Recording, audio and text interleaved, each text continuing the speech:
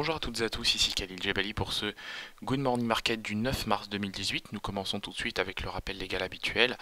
XTB France informe les participants que la présentation à venir et les informations qui vont être dispensées ne constituent pas en aucune manière une sollicitation ou incitation à acheter ou vendre des produits financiers. Voilà, nous commençons tout de suite avec le calendrier économique de ce vendredi 9 mars. Donc vous le voyez, on a pris connaissance des chiffres du commerce extérieur en Allemagne qui sont globalement ressortis supérieurs aux attentes, donc c'est quand même assez positif. On a aussi des améliorations du côté de la production industrielle qui progresse de 5,5% en rythme annualisé. Alors c'est inférieur à ce qui était attendu. Et surtout à la valeur précédente, mais ça reste effectivement une donnée, une valeur assez, assez positive quand même. Je pense qu'il convient quand même de le dire. Du côté de la Chine, on a pris connaissance de l'indice des prix à la consommation, donc c'est ressorti supérieur aux attentes à 2,9% contre 2,5% attendu.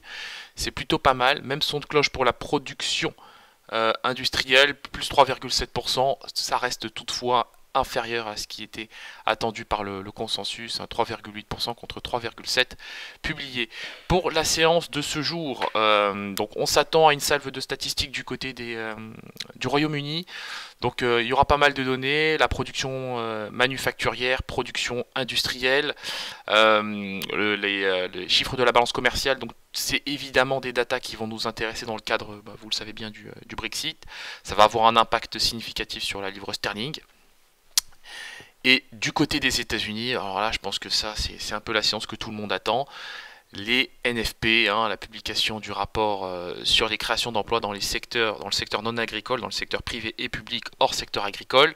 Donc c'est une donnée qui va littéralement faire la séance. Alors sans grande surprise, c'est évidemment les chiffres des salaires qui vont faire la tendance aujourd'hui.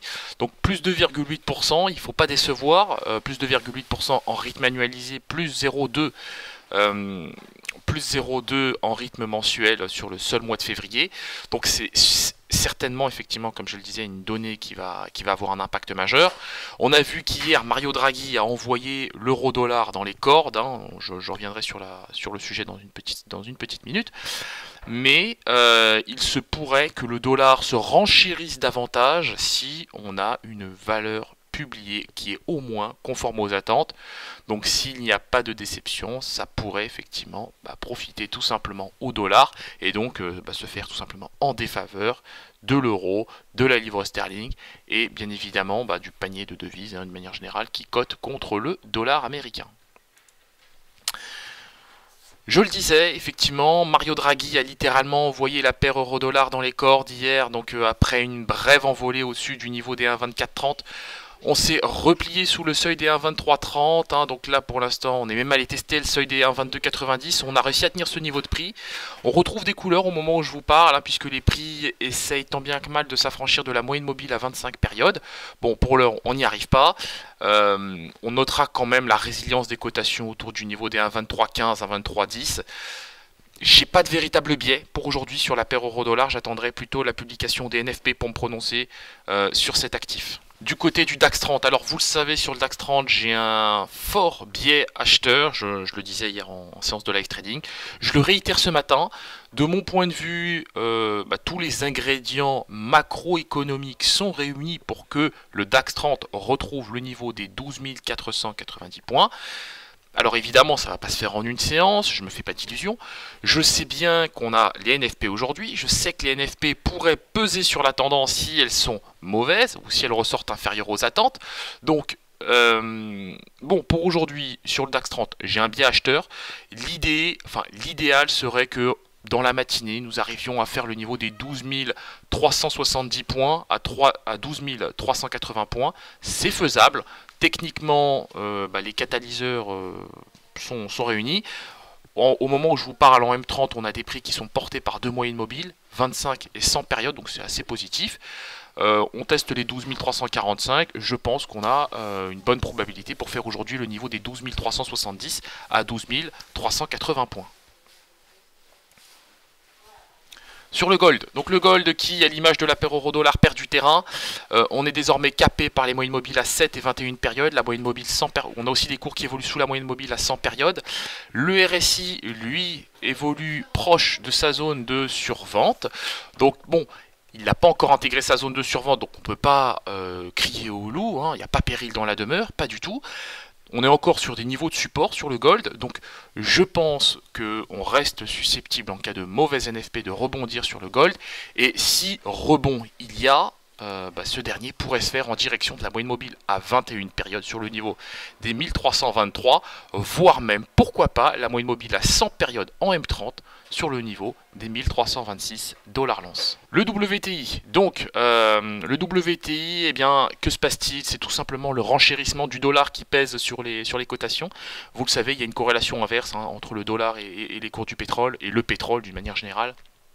Et sans surprise, eh bien, on a des stocks qui augmentent, un dollar qui se renchérit, tous les ingrédients pour pénaliser des cotations.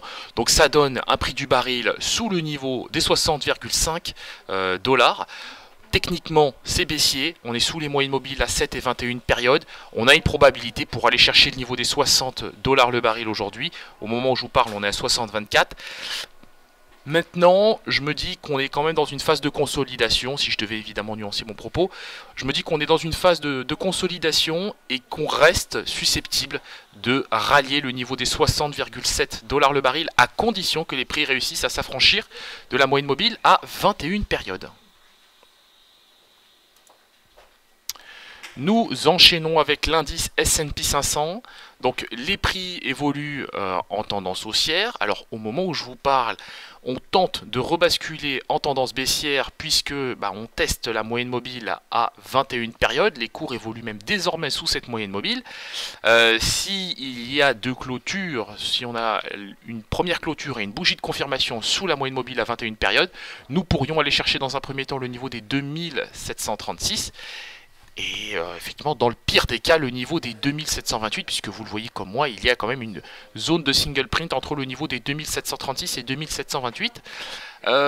Donc on reste susceptible de rallier ce niveau de prix sur l'indice S&P 500. Maintenant, si on invalide la tentative baissière sur cet indice, eh bien je pense qu'on sera porté par la EMA 21. Et que les prix retrouveront par voie de conséquence le niveau des 2748 points, voire même 2750 points. Nous terminons avec le Bitcoin, et donc le Bitcoin qui poursuit sa chute, je ne reviens pas sur la toile de fond fondamentale. Techniquement, c'est formellement baissier, on est sous les moyennes mobiles à 7 et 21 périodes. Les prix ont testé le support des 8590, donc pour l'instant ça tient. La question est de savoir pour combien de temps ça va tenir. En tout cas, il y a de fortes velléités baissières sur cet actif. Je pense que les opérateurs veulent envoyer le Bitcoin sur le niveau des 8000 $ et peut-être même sous ce niveau. Donc on reste clairement exposé sur le Bitcoin. On a une grosse probabilité d'aller chercher le niveau des 8590 dans un premier temps et pourquoi pas même par la suite le niveau des 8000 $. Il est compliqué de dire qu'on s'attend à un rebond technique sur cet actif étant donné la toile de fond fondamentale et technique.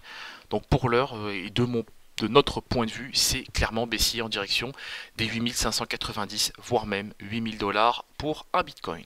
Nous nous quittons sur cette note, on se retrouve comme d'habitude aujourd'hui à 15h15 pour notre live trading, donc ce sera l'occasion de revenir sur les chiffres de l'emploi aux États-Unis sur cette semaine, de repasser en revue un certain nombre de trades qui globalement se sont tous très bien passés, et effectivement de commencer à faire le travail préparatif de la semaine prochaine. Merci à vous et à tout à l'heure.